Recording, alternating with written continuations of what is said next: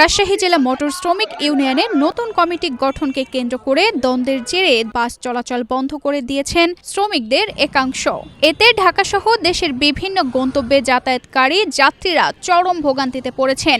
18 মে সোমবার সকাল 8:30টার দিকে হঠাৎ করেই সব রুটে বাস চলাচল বন্ধ হয়ে যায়। এরপর থেকে রাজশাহী বাস টার্মিনালে কোনো বাস ছেড়ে যেতে দেখা যায়নি। ঢাকার উদ্দেশ্যে আসছি যাওয়ার জন্য, এখন কাউন্টার দেখে বন্ধ।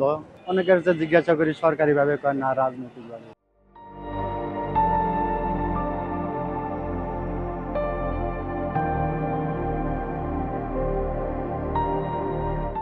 এখানে এসে বাস পাচ্ছি না, এখন লোকাল কিংবা ভেঙে ভেঙে যেতে হবে।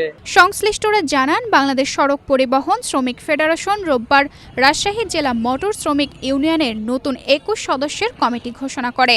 এতে রফিকুল ইসলাম পাখিকে সভাপতি ও মমিনুল ইসলাম মমিনকে সাধারণ সম্পাদক করা হয়। নির্বাচন ছাড়াই কমিটি ঘোষণার প্রতিবাদে শ্রমিকদের একাংশ আন্দোলনে নামেন।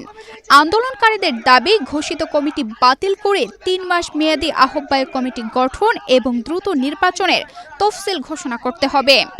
আমাদের 15 যে নেতা ছিল চতুর্থা, ওরাই মনে করেন যে চতুর্থাকেই সিলেকশন করছে।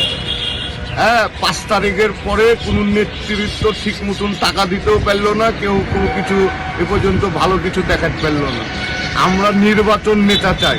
এর আগে গত 23 এপ্রিল ইউনিয়ন অফিসের নিয়ন্ত্রণ ও আধিপত্য বিস্তারকে কেন্দ্র করে শিরোইল এলাকায় পরিবহন শ্রমিকদের 2 গ্রুপের মধ্যে ধাওয়া পাল্টা ধাওয়া ও ভাঙচুরের ঘটনা ঘটে। ওই ঘটনার পর সমঝোতার ভিডিওতে নতুন কমিটি ঘোষণা করে ফেডারেশন।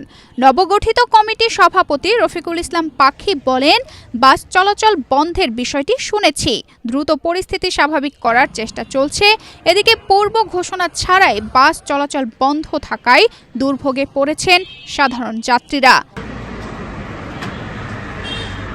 তানজিদা রহমান, ইনায়া, বাংলাদেশ প্রতিদিন।